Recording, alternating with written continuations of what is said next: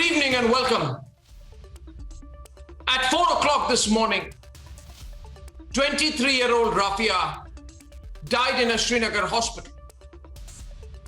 She was facing a very tough battle to live after Jaish-e-Mohammed terrorists entered her house in Awantipura on Sunday evening, shot her father, Special Police Officer Fayaz Ahmad. Her father died on the spot. Rafia's mother, Raja Begum, was also shot at point blank by the Jaish-e-Mohammed cowards. She was taken to the hospital, but she didn't make it. And then a few hours later, 4 o'clock this morning, Rafia died. The entire family wiped out. Their son, the only remaining survivor, Rafia's brother, serves his motherland as a proud soldier of the Indian Army. He wears the uniform and despite innumerable death threats, serves as an Indian Army soldier in the Kashmir Valley. This, ladies and gentlemen, is courage. This is sacrifice. This is commitment to the nation. And this is why we must all fight in every way possible against those who stand by those who killed Fayaz, killed Raja Begum, and killed Rafia. And let me tell you tonight who these people are. They are those who are even greater cowards than the killers of this family. They are the worst cowards who try and disguise themselves as lawyers, camouflage themselves as activists, journalists, poets, or academics, and do everything possible, to weaken the framework in which the security forces of this country operate. They are trying to question and weaken India's anti-terrorism law. We warned you about it last week. They are still doing it.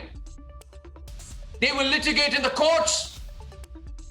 They even dare to threaten the judiciary and blackmail those in positions of elected and hard-earned moral, political, and legal authority. They unleash their dirty tricks to somehow help the terrorists.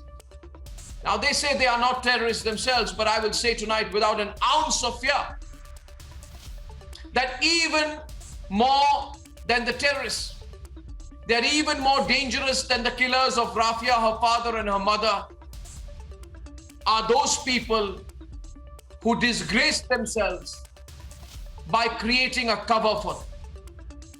As for politicians, I have a simple question. Why doesn't Mehbooba Mufti not mention the Jaish-e-Mohammed even once in her tweets? Why? Why does Mehbooba Mufti not mention the Jaish-e-Mohammed even once in her tweets? Why does Omar Abdullah strategically use the word militant and not the very appropriate and only appropriate word terrorist to describe Special Police Officer Fayaz Ahmad's killers? Why does Omar not use the word terrorist to describe Fayaz Ahmad's killers? But more importantly than even these questions tonight is, why do these people get away? The answer is actually very simple. These people duck. They go low profile for a few days and they want the public anger to pass. They know that you are angry tonight. They will duck, they will dodge, they will avoid your anger. They play on their feeling that public memory is short, that your anger will pass, that 1 week later, we will all forget how and why Rafia and her mother and her father were killed. So what these people do is that they put out one tweet and then they duck while a whole family is wiped out. They hope that the anger passes. They continuously do this, viewers. They duck when Pulwama happens. They duck when drones from Pakistan target an Air Force base. They duck when police officer Parvez Ahmad Dar is killed by cowards when he was on his way for his prayers. It happened only last week. They ducked.